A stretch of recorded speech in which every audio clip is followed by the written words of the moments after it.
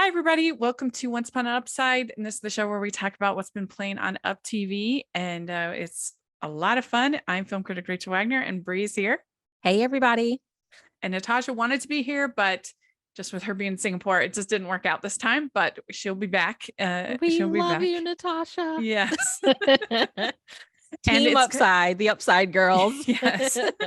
And I feel like I was somehow good karma on UpTV, because as soon as I announced that, we're just going to cover the good ones, then all those okay, there's just good movies. I know February's been an awesome month on UpTV. Yeah, Flirty February has ruled. Because the Happy Camper really was part good. of it, right? Wasn't the Happy Camper? Yeah. Yes. So it's been a good month, guys. Don't sleep on UpTV. It's been a great February over there. We really could have done solo episodes on all three so far. And then the fourth one looks really good too. I know. Haley Duff is like gorgeous. Yeah. That movie looks good. Yeah. So who knows? We may be having another episode of Upside before you know it. I hope my fingers are crossed. I hope it's a win. Yeah. I hope it's a win. I mean, we're talking about one here, but we both did watch Luckless in Love. And I feel like honorable mention, we enjoyed that one too. So that could have had its own episode. Yeah. But and this when I one looked at was it, like top tier. Yeah. Yeah. When I looked at Luckless in Love, I was like, oh, that doesn't look great. So maybe low expectations helped. But it was actually quite fun. It's good. Yeah, it's good. I like both of the leads, and it had a sassy, fun sense of humor. Yeah. To it. Yeah. And like following a single parent is good. And the whole just, I think it was really realistic of like, I want to be sure this is a definite thing before I introduce you to my kid kind of thing. Mm-hmm. You really understood why that was kind of a secret, but yeah, they're the writers, whoever they've been like bringing on as writers, or just the movies they've been choosing, or however it works, have really been really realistic and fun this month. Yeah. Well, and I was thinking about it, that I wonder if the reason why the non-Christmas movies are a little bit better for Up and some of the other networks is just it's like on the Christmas movies, there may be the third or fourth people to get to pick, from the produced films, whereas like there's not as much competition for the scripts in the later February, or so they're like two. Like it's almost like I think we were texting about this. I think like I feel like everybody's doing Christmas, right? So there's just all this pressure to put out great Christmas, and then like the rest of the year comes, and I'm like, where's that same energy that we put into Christmas for like Valentine's Day? I mean, come on, guys, take the calendar prompt and celebrate the day of romance. But yeah, I feel like UpTV really brought it this year, like more so than any of the other networks. I'm sorry, no shade, but like I've had a fun time watching UpTV this month. Yeah, I have too. Well, we're talking about Mixed Baggage today. You watched it 3 times. I watched it 3 times, which is insane. I mean, because I just don't have time to rewatch movies very often, but I love this movie. I think it is one of the best TV movies I've ever seen. Oh my God. Okay, so listeners, I have to share, like Rachel kind of throws it out into the ether, like, hey guys, maybe we should talk about this movie. And so I'm like, okay. So I watch it and I immediately text you and I was like, okay, you're right. It's great. And then like I hop on Twitter this morning and it's like, I'm watching it for the 3rd time. I'm like, oh my God. It is like my greatest joy in life to have that moment with one of my friends, that I recommend it, one of these movies or any movie really. And they're like, oh my gosh, it was so good. Thank you so much. And it's very hard to pull off what they pull off here. So much of this should have not worked for us, right? Like I was thinking about that. I was like, we usually don't like movies like this. The like multiple stories, because usually you feel like, oh, you wish it was just about one or particular of the stories. It's kind of like with The Help, you just kind of wish that Skeeter's scenes would move along and we could get back to Aibileen. Yeah. She's the best character in the story. And so often I feel that way in these kinds of stories, but I genuinely loved all 3. If they were the 3 of the romances, if they were to tell me that they were going to start like that, this was a pilot for a series and we were going to get to know more about these people, I would be thrilled. Yeah. I loved all 3. And I mean, we looked into it and we may be wrong, but as far as we could tell, like this is the first script that I'm assuming, I'm sure the Uh-huh. writer of this script has written plenty of other scripts, but like this is the first one that shows up online. So like Ali Calamari, if you're Yeah. listening to this, we want to talk to you. Yeah, please, please. I have tried to find her on social media, on IMDb Pro. There's no contact, no representative, no agent to contact. So there's really no way to contact Ali, but we would love to talk to you. Yes. Yes. So if anybody involved hears this and knows her, We love the movie. We want to talk to her. Really loved it. And one thing that was really interesting, and this is just a little tidbit, is that this was produced by Larry Levinson, who used to be like the king of Hallmark. He Really? used to, like, back in like 2015, 2016, they were all Larry Levinson, Larry Levinson, Larry Levinson. And I haven't seen his name in one of these movies in a long time. Oh, So I'm like, is he back? yeah. Larry Yeah. back? And if he is, then he picked a good one to be Yeah. back for. Oh, it's so good. Yeah, so I thought Awesome. that was kind of interesting. That because he did like all the Love Comes Softly and sort of that era of Hallmark movies. That was him. And so anyway, that was interesting, I thought. Yeah. We have three couples here, and I kind of divided in my notes each couple's journey, Mhm. but they're all mixed together. And I thought that they did such a good job of kind of blending everybody, having people come in and out. And 1 minute it's Evie talking to Olivia, and then another it's Raymond talking to Jake, and then Jake and Olivia, and then Jake. So they were combining back and forth, back and Yeah. forth. Ho, ho, ho. We'd like to take a second and thank our sponsor for this episode of the podcast. It's the Hallmarkies Patreon. Do you love Hallmarkies podcast, especially at Christmas? Do you enjoy the holiday previews, recaps, interviews, and bonus episodes? If the answer is yes, please consider supporting the Hallmarkies Patreon. We need your help to do what we do both during the Christmas season and all year round. But not only do you help a podcast led by strong, independent women by becoming a Patreon, you get to become a part of the Hallmarkies family. Starting at only $2 a month as a patron, you will have access to our Facebook Patreon group where we talk about the movies, shows, and more all year. We also have many monthly patron watch-alongs with guests like Lacey Chabert, Natalie Hall, Paul Campbell, Mary Lou Henner, and more, giving their behind-the-scenes details of their films. As a patron, you also have the chance to provide input into the podcast and even join us at different tiers. So this Christmas season, spread some cheer to the Hallmarkies Patreon and become a member today. You won't regret it. Go to patreon.com/Hallmarkies to learn more. That's patreon.com/Hallmarkies. So we had a couple. One is Leon Lapp and Spencer Lord playing Evie and Jake. Yeah. And then we have couple two. We have Faith Wright and Alex Barima playing Olivia and Raymond or Ray. And then we have Shannon Baker and Shaughnessy Redden playing Barbara and Michael. Yeah. And did you have a favorite of the three couples? I don't know. I don't know. I know you liked Barbara and Michael. Yes. I loved Barbara and Michael. That would be my only critique, is I wish we had one more scene with them. those two. Yeah. They were so sweet. Oh, it was so good. I don't know. I don't think I have like a favorite. I really loved all three couples. And usually we would have watched a movie like this and felt like somebody's romance wasn't fleshed out all the way, but like some kind of way, everything felt concluded. Like, yeah. I loved all of them. And I was glad that part of this movie is set in Vancouver, because the Canadian was showing frequently in this movie. Yeah. Especially every time any of them said bag. He had her bag. Yeah. It's like it's a lot of flying between California and Vancouver going on in this movie. Yeah. So they got all those bags. Yeah. was really funny to me. I'm like, none of these people seem like Los Angelans. Yeah. You switch bags. I was waiting on an A to like slip in there, but Yeah. No.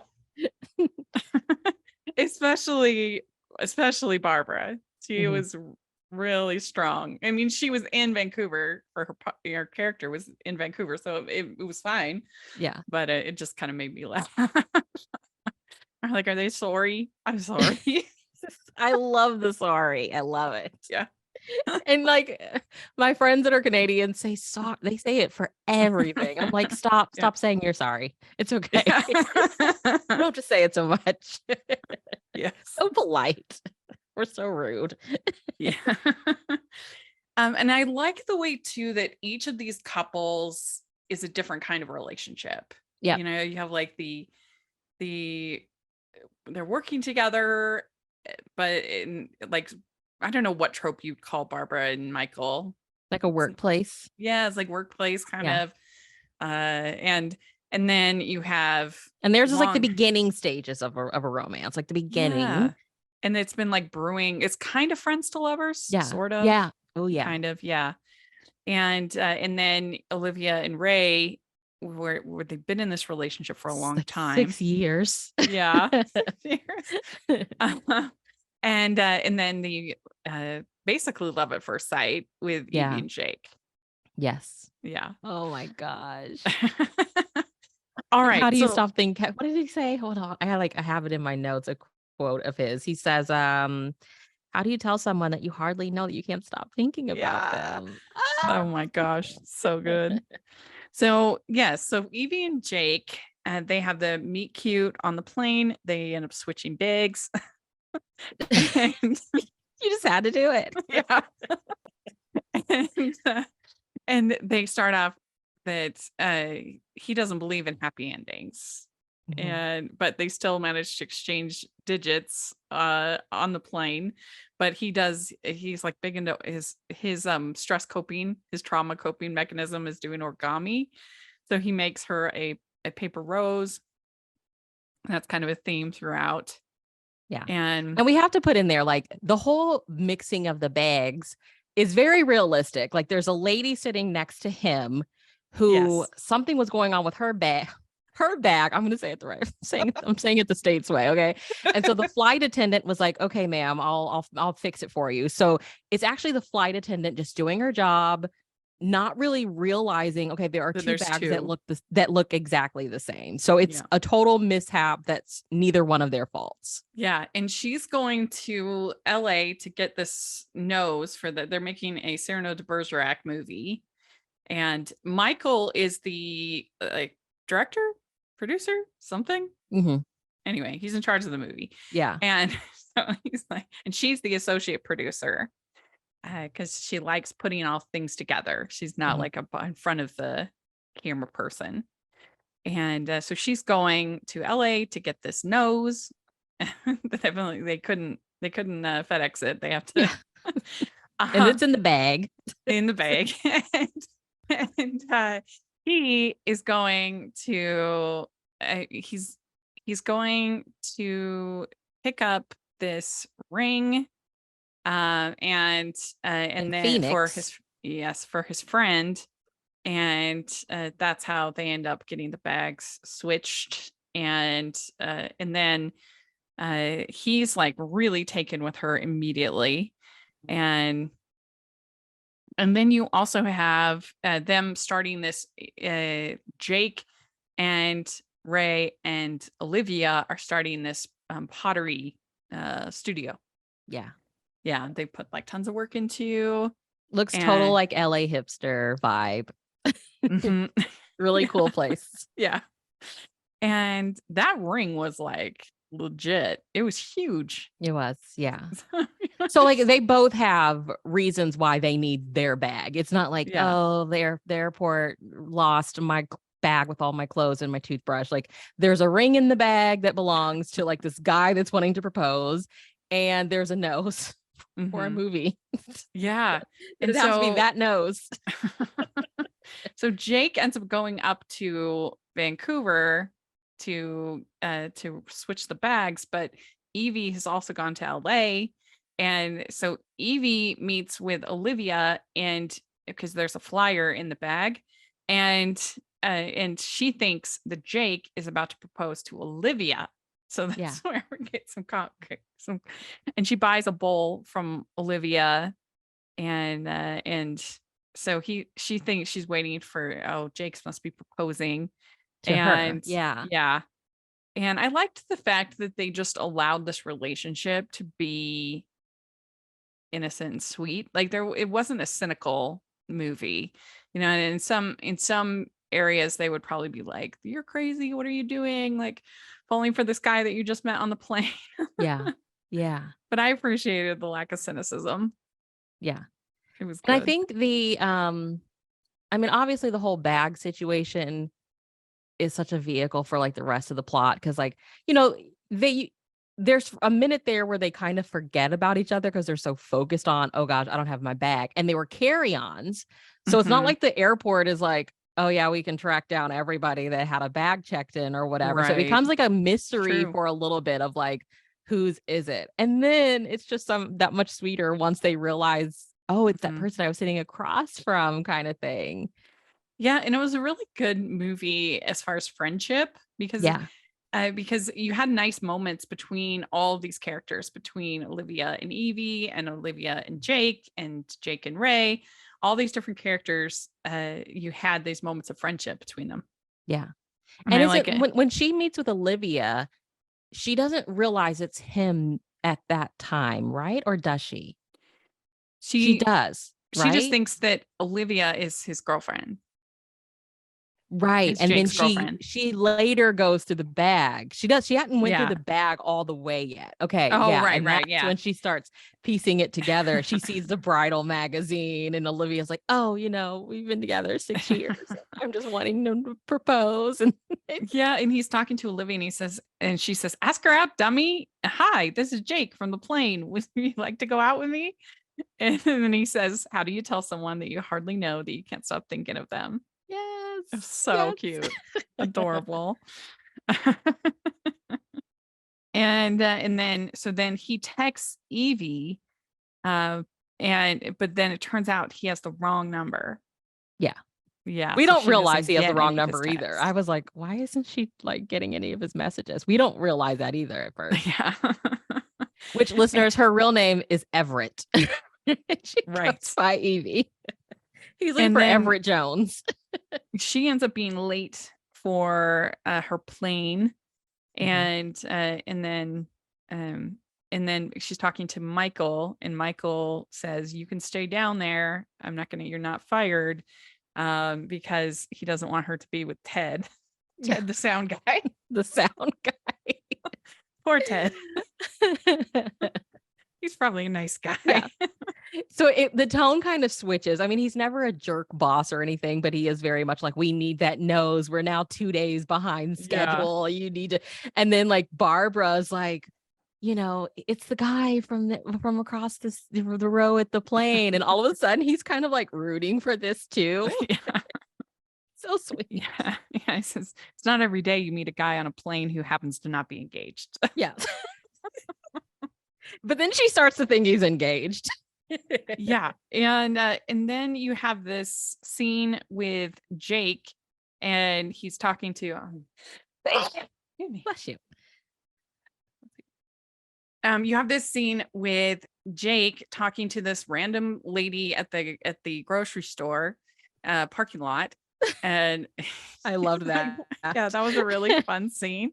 I was like, what should I do? And he's just like, I wrote, I love parking lot advice. Yes. And then there's this engagement party that they all end up going to, of their friends.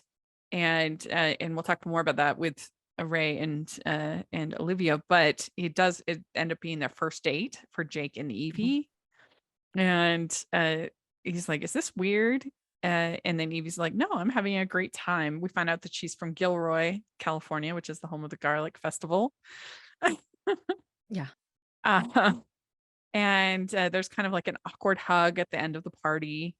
and so they both kind of feel like, oh, that date wasn't that great, but they're still interested in each other. Yeah. But it was Total a bad first date. It was bad. It was so bad. But in an entertaining way. And so he asks her to the opening of the studio, but she's like, oh, I'm too busy, got too much going on. And so Raymond's like, go to Canada now. Yeah. Because you enjoy escaping into Hallmark movies, we're pretty sure you're going to enjoy another podcast called Criminality about celebrities. Specifically, reality personalities behaving badly in business, crime, and just generally. Criminality is a show about the intersection of true crime and reality TV, hosted by good friends and lovers of bad TV, Melissa and Rebecca. Every other Friday, they bring a new story about a reality TV star and their brush with crime, legal troubles, and trashy scandals. On Criminality, you'll go way beyond the headlines with episodes about some of the OG reality stars like Anna Nicole Smith, Kim Kardashian, and Tarek Al Moussa. And if Bravo is your reality TV flavor, you're in luck, because they keep up with the endless tea pouring out from nearly all the Housewives franchises. The fun never stops as Melissa and Rebecca remind us all that loving reality TV is not a crime. Catch new episodes of Criminality every other Friday wherever you listen to podcasts, and visit criminalityshow.com for more information. That's criminalityshow.com. And which is interesting because Raymond's like, bless his heart, he's not the most romantic of guys. Yes. But at this point, he's like, dude, go after her. Grand gesture. But as they're saying that, she's all of a sudden there at the party, at the store opening party. And so he's like, okay, here we go. And they see each other. And he says, this has been a dream of mine for years, but it didn't feel good without someone to share it with. Yeah. Which I think, while all of this is going on, I think it's important to note that, like, Raymond in the beginning of the movie was sitting with Olivia, and she kind of makes this joke about another friend group of theirs who the guy proposed at a restaurant, and he's been wanting to propose. And I guess he had plans to propose at a restaurant. And so she makes kind of fun of it. So now he's been rethinking, how do I make this proposal special? So, like, we have Barbara and Michael romance up on scene up in Vancouver. And all the while, too, Olivia's wanting him to propose, and he has the ring and he wants to propose, but she just kind of like shot down his idea. So he's like, also like, and so the whole movie, you're like, is he going to do it now? Is he going to do it now at the grand opening? This movie has a lot going on, and I think it all flows perfectly. Yeah, it's so well written. This is just so good. And then he says, did they change the ending to Cyrano? Because if you know, Cyrano ends the story is his tragic story. And he said, she says, what, you still don't believe in happy endings? I'm starting to. I died. It was so good. And then there's this great scene with them kissing under the umbrella in the rain, and they exchange numbers. She writes in his contact, Evie from the plane. Evie from the plane. And she walks away, but then she has to run back and kiss him again. I wish I didn't have to go. I know. And so then they end up on the plane together at the end. And he asked the woman if they can switch planes so I can sit with my girlfriend. Yeah. She's like, girlfriend. Yeah. Oh yeah. If she'll switch seats with him, he's like, I'm back there in 37 or something like that. And she's like, okay. So like, we end where we started. He's like, this is my grand gesture. Yeah. Which is so that cute. Was so classic. It was so sweet. And they're holding hands across the aisle. He doesn't need the origami anymore. He's not nervous. Yeah. And in one of the back and forths to Vancouver, she sits in the seat where he left the origami rose before. So it's that part was a little blurry because I remember I thought the flight attendant picked it up. No, well, there's two roses. He made two? Yeah, the first one, I think that's when the flight attendant took. And then the second one, he leaves in there, and then she finds. Okay. She happens to sit behind it. Yeah, I was But, like, is this a misstep or am I tripping? Because I thought the flight attendant picked it up. I was like, no, his number's in there. And like I said, I'm sure there are some people who just be like, oh, this is so ridiculous, unrealistic. But I feel like most great love affairs have a certain degree of like whimsy and charm to them. When you hear people telling their stories, it's like, wow, how could those people meet at just the right time, at just the right. And so, yeah, this is definitely like a fast romance. They definitely become invested in each other very quickly, but I'm fine with it. I was glad that they didn't go cynical, that it was just a sweet, lovely little romance for Evie and Jake. Yeah. So let's talk about Olivia and Raymond, or Ray. And so he is proposing. Jake has the ring. They're setting up this pottery store. Jake is an investor in the pottery store in LA. And they have these friends who get engaged after only 6 months. And he's kind of cynical about it. Like, how could they even know of each other? And she's just kind of like, Yeah. I loved them so much. They were great. And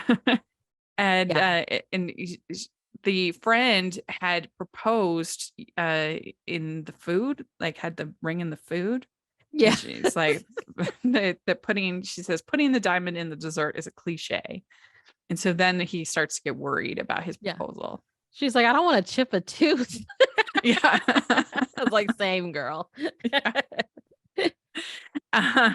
And Jake said, so Jake ends up giving him the ring once they get it back. And he says, you're thinking way too hard about this proposal. She loves you, which is true. I think that, I don't know. I don't think it really matters that much. It just matters if you're getting married. I mean, like to have a nice story, I guess, but I know, especially like after 6 years, that's a long time to be like dating. Like at that point, I don't think she really cares. She loves you. And I think she says it later on in the movie. Evie's like, the lucky part of it is you know what she's going to say. She's going to say yes. Yeah.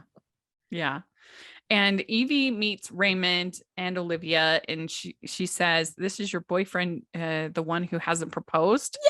And she's like, oh, sorry, that was awkward. He's like, is this the way you're introducing me to all your friends?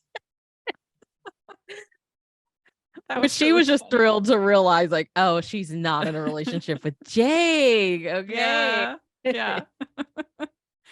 And then Evie says to Ray, I've never pressured you. Every person I know asks me, when are you going to tie the knot? Mm-hmm. And then he gets kind of cranky and he says, maybe you should find a ring and plan the perfect proposal your girlfriends won't make fun of. Yeah. And you're like, oh, yeah, Ray. The pressure. Yeah. Give me space to do things in my own time and way. Yeah. And then so we have Evie talking to Raymond and says those extravagant movie moments are scripted and fake. What you and Olivia have is real. Yeah. Oh, I love that. Yeah. And then Raymond makes the cappuccino for Evie, and she's like, that kind of looks, the image on the cappuccino looks kind of like an engagement ring. So it's like hint. Yeah. Even though the coffee's gross. Yeah. He clearly can't make coffee. And I hate this whole, their friends ask, when are you going to make an honest woman out of Olivia? This is at the engagement party.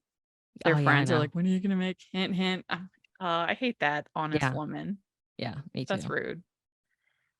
But I think that it showed, what they have to be, like late 20s and stuff, like just the societal pressure of like, that is kind of the age where people's friends start getting married, and here they are, they've been in a relationship for 6 years, and it's like they've been together for like 6 months, and he popped the question, like this is that time in people's lives when we start to see a certain age demographic getting married, so I thought it did a great job.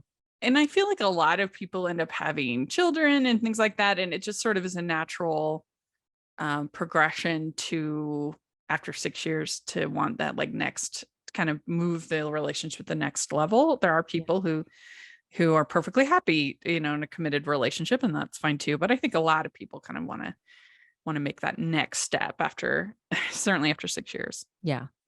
Yeah. And Olivia says, we don't need to get married. I know what we have and it's great. And but he takes the wrong message from that. He thinks, oh, well, she doesn't want to get married. Yeah. When she's trying to like reduce the pressure. And yeah, Jake tells him like she wants what she thinks you want. She probably thinks you don't want to get married. So she's kind of made peace with, I'll just have what he's having. Mm-hmm. Yeah. And he says to Jake, he says, you went on one bad date and you're ready to give it all up. Yeah. And he also says, it's like Olivia. She's moody. I have to ask her 3 times before she actually tells me what she thinks about something. She's on her phone way too much. Yeah, she complains about her mother incessantly. She spends way too much time on her phone, but she's also incredibly patient. She calms me down when I'm getting worked up about things. She knows when I'm getting worked up about things. She knows just by looking at me if I need a hug. Let me say that again. But she's also incredibly patient. She calms me down when I'm getting worked up about things. She knows just by looking at me if I need a hug or need space. Yeah. Which is so sweet. I love that. Yeah. Evie probably isn't perfect, but she might just be perfect for you.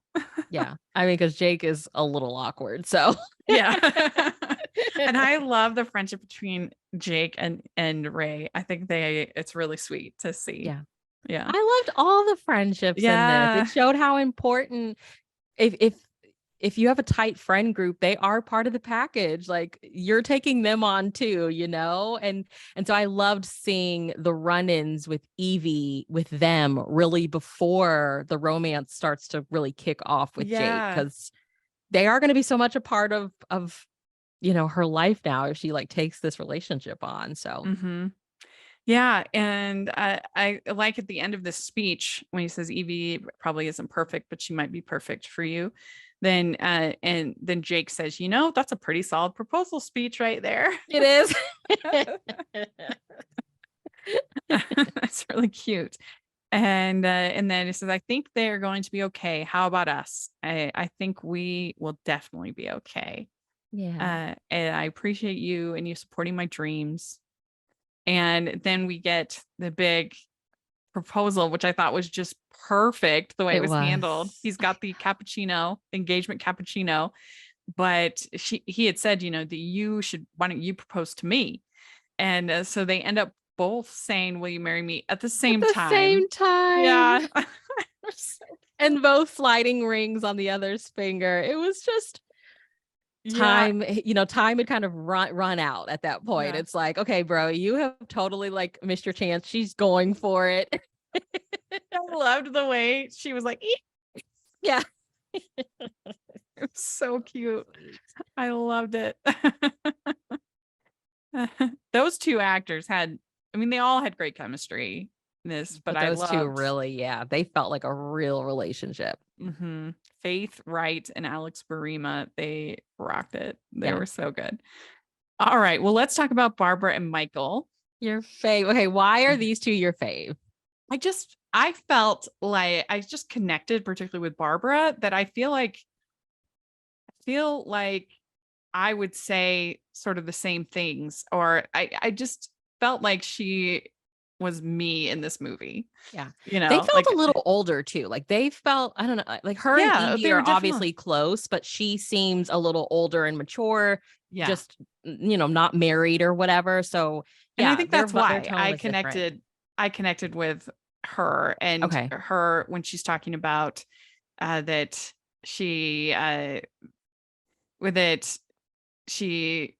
had discounted something years before and just, I don't know, just her whole personality, her insecurities, I really connected with and felt like, okay, this is me in this movie of all the characters. She had like big sister vibes, like big sis vibes. Yeah. And I thought they had incredible chemistry, of probably the best even of the 3 couples. I thought they were just great. And I think you don't really see couples like that much in these movies. Sort of an older couple their connection, and they weren't in the movie that much. They really only had about 3 scenes They together. weren't, but every scene They made counted. it. Yeah. Yes. And there's at the beginning, he's just kind of the cranky boss. And this movie is being shot in Vancouver. And then he says, you can't rush art. Everyone has a problem. Nobody wants to solve it. And Michael's kind of upset with Evie and Barbara. And Barbara's like the makeup artist. Yeah. On the set. And then you get the impression they've worked together a lot. Yeah. She's Which like, I think is true. A coffee. And I was like, how do you know he needs a coffee, Barbara? And she says, I was scared to even talk to you. And then he says, why do you think I like hanging out in the makeup trailer? Oh, he's so swoon worthy. Yes. And she says, we do have chemistry, but we work together. It's just going to get too complicated. And then she is talking with Evie and like, oh, Olivia, I hate her already. And you have this great scene where he asks her out to dinner. He says now she wants to date Ted from the sound department, who lives with his grandmother. She can do better than that. And then he's like, would you like to go to dinner tonight? And she says, craft services? No, not on set. Yeah. Like a restaurant. A real date. And then she's just like, yes, I'd like that. And I think that was something about her that I love too, is just how confident she was. And insecure at the same time. She kind of reminded me of Mercedes' character in Well Suited for Christmas. Like the work she just, in that movie, her character just goes for it. She knows what she wants and she goes for it. And I felt like there was a similar energy between both those characters and Barbara here. And so that was really fun. And then there was a really good scene where they find out that Evie is going to be she missed her plane, so they're going to be late. And he says, don't you look at me like that. I couldn't have her end up with Ted. Yes. Yes. And then they have a kiss. And I was kind of frustrated at him for not like going for it more. Like I didn't understand what his hesitation was. Yeah. With that. He's like, oh, that was nice. Yeah. And then I'm like, why didn't you just go for it? Like, I guess he's just scared. I guess he was just scared. But I liked that scene. I thought it was a good kiss. It was sweet. Yeah. It was good. So sweet.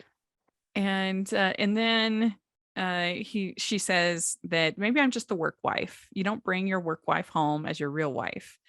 Not that I'm thinking about marriage. Yeah. It's cute. And then she also says to Evie, she says, with you and Bag Jake, everything is new. Me and Michael have known each other for so long. Maybe there is nothing new for us to find out. Yeah. So I just connected with her in that level. And you get the feeling she hasn't had that many relationships. Yeah. You know, again, I think like you said earlier, just their relationship was new, but also like they've been doing whatever. They've been doing this tap dance around it for years. So it's not fresh. And then we have we've been together for 6 years and he hasn't popped the question. And then we like, it's just relationships at different stages. And like her and Michael are so comfortable with each other. And I think, like you said, like they both obviously have some type of insecurity there. Like, I think this is classic friends to lovers, that insecurity of like, if we do this and it doesn't work, it's going to ruin what we have, which has been fine. So I think everything, the awkwardness, you should have went for it. I think it just really played into that insecurity of like, should we ruin what is already going on? That's fine. It's working for us. I wish we'd had more time so we could have seen the dinner date. I would have loved to have seen what that was all about. I would have loved to seen Ted pop out and be like, what's wrong with me living with my grandmother? Yeah. We'd like to take a second and thank our sponsor for this episode of the podcast. It's the Hallmarkies merch store. Are you looking for that perfect gift for the postable, Hardy, or Hallmarky in your life? What about getting that t-shirt or hoodie that will help you stand out at your next holiday party? Now is the time to check out the Hallmarkies merch store. Full of festive designs by artists like Jessica Miller, Carrie from Hallmark Comics, and more. You can even have more than just shirts, but totes, cell phone cases, notebooks, mugs, and more. And it isn't just Hallmark. We have designs for Anna Green Gables, Man from Snowy River, The Nanny, and more. Every purchase at the merch store goes to help support the podcast and allows us to make the great content you know and love. There are frequent sales, so go to tpublic.com/stores/hallmarkies or see the link in the description. That's tpublic.com/stores/hallmarkies. But it's even kind of funny because we never see them. So. And yeah, and then they have like this awkward meetup at the craft services, getting coffee. And I just absolutely adored this scene where he's walking by, he overhears her talking to Evie about how she gave up too quick on a man because she didn't like the way that he cut his sandwiches. And he's like, oh, so it was the sandwiches that did me in, right? And then she says, what did me in? Am I too old? Am I too brash? Do I wear too much makeup? There's nothing. You're perfect just the way you are. Then why are you ignoring me? Yeah. So good. I'm sorry. I feel like I'm a teenager all of a sudden, and not in a good, energetic way, in an uncomfortable, I don't know how to act around you way. She says, me too. I told myself for years that you'd never be interested in me. And now I'm worried I'm going to screw everything up. And I don't want to screw everything up.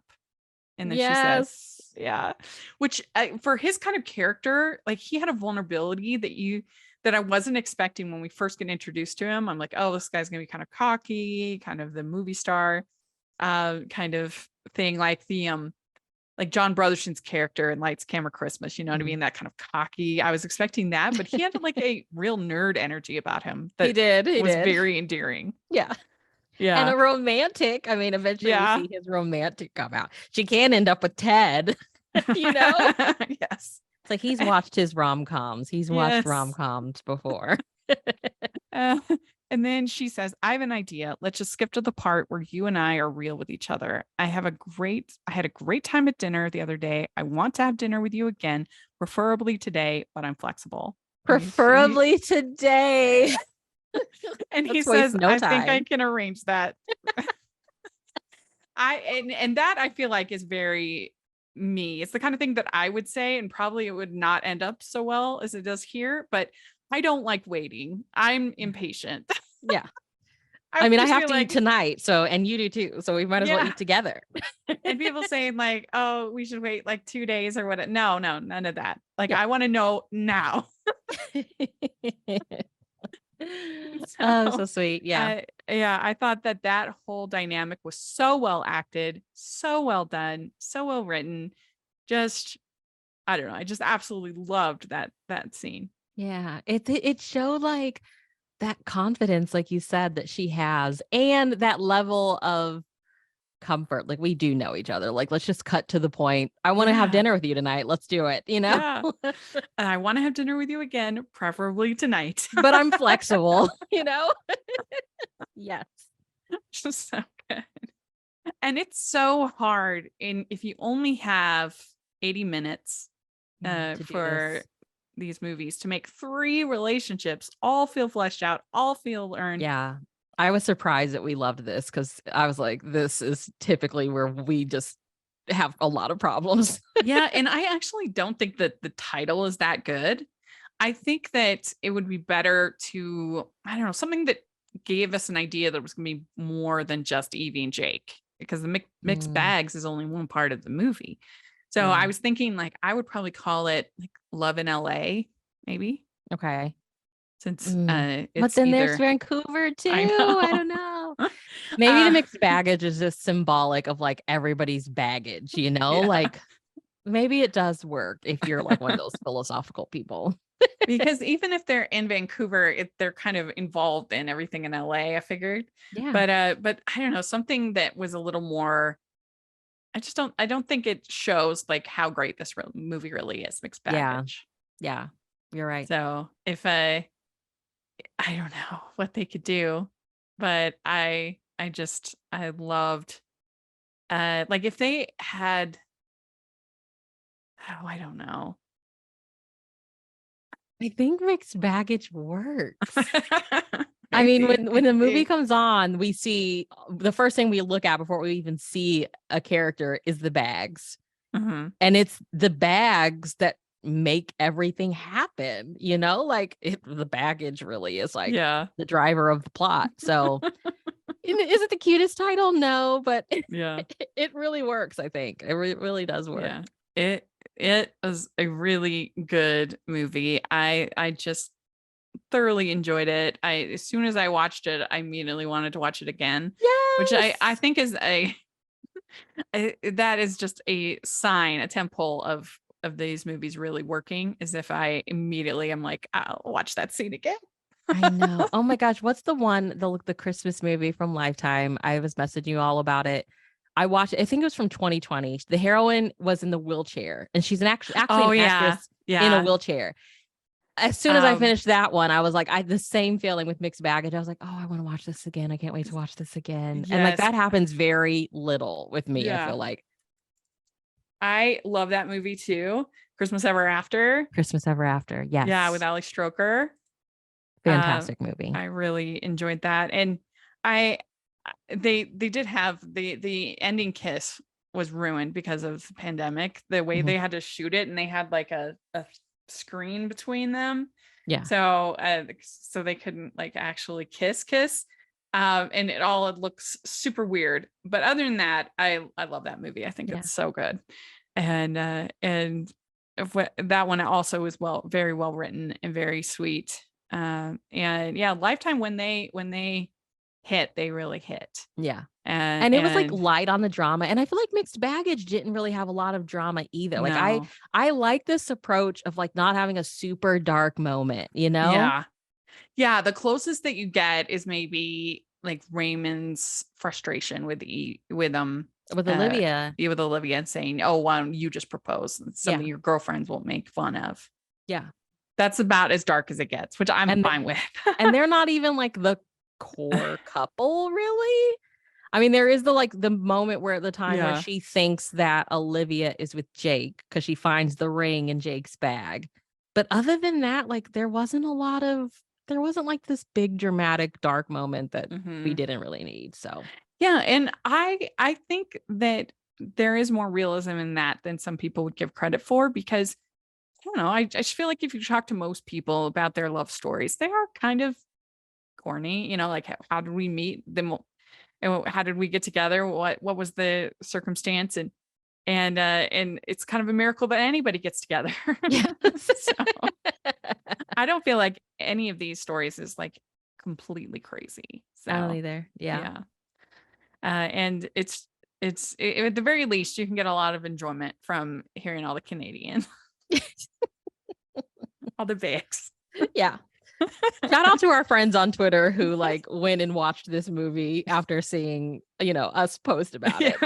Hit us up, let us know if you enjoyed it. Like we hope that you did. It was a winner. And really, if anybody involved wants to come on, just message us at Hallmarkies Podcast on social media, or Hallmarkies Podcast at Gmail, and we'll set it up, because I would talk to any of these couples. I would talk to anybody involved, because I really loved it. Don't be so secretive. We want to talk to you. Yeah. We loved it. So we have one more. Yeah. We have one more. It better go out with a bang, Rachel. It has to go out with a bang. We might be doing another episode of Upside pretty quick. We'll see. It looks good. It looks really good. Sweet on You, I think is what it's called, or something like that. Yeah. Yeah. What do you think it is? Like, why don't you think people are really cashing in on? Okay, so like we have Christmas, right? We have all the Christmas movies. And then January, it gets kind of quiet, which I'm kind of salty about. I know not everybody cares about New Year's, but I'm like, do you know how many fun rom-coms you could do on New Year's? Like, yeah, let's put that same energy into some, because I mean, it's like you get Christmas and then things just kind of stop. Why don't you feel like even Valentine's Day, why don't we see more movies set around Valentine's Day? Yeah, I don't know if it's just that like the Super Bowl kind of overtakes everything, and that's what gets all the ratings as people are watching football and stuff. We need a Hallmark channel, like commercial or UPTV, like during the Super Bowl. Like, just pay the money, guys. They used to have the Kitten Bowl. Yeah. But they don't have that anymore.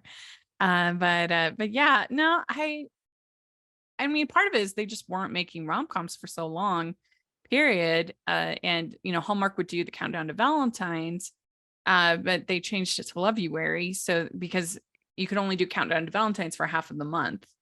And if you're being literal, which they were. And so then now they changed to Lovey-Wary so they can do the whole month.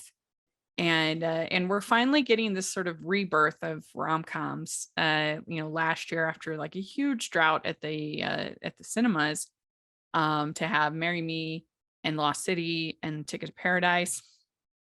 And you liked the Sandra Bullock one, Lost City, more than Ticket to Paradise, right? Yes, I would say so. Yes, I enjoyed all three. I gave all three positive recommendations, but yeah, I mean, in Ticket to Paradise, they are extremely unlikable. Both of them are jerks, but the charisma ekes it out, I guess, and the tropical setting, and it's just charming enough to work. But yeah, they are pretty unlikable in what they do to their daughter and everything. Although it is kind of crazy because she's getting married after like knowing this guy for I think a month. She's just over there on vacation, so I can understand why they're like, oh. But nevertheless, they still shouldn't like lie to her. Yeah. But I still enjoyed it, and I'm so happy that they all did well, and that hopefully we'll be seeing more and more rom-coms, because even if we have to sit through some terrible ones, like Shotgun Wedding was so bad. That's the one I'm thinking of, the J-Lo one. Yeah. I loved that one. You did? I didn't think that I would. Yeah.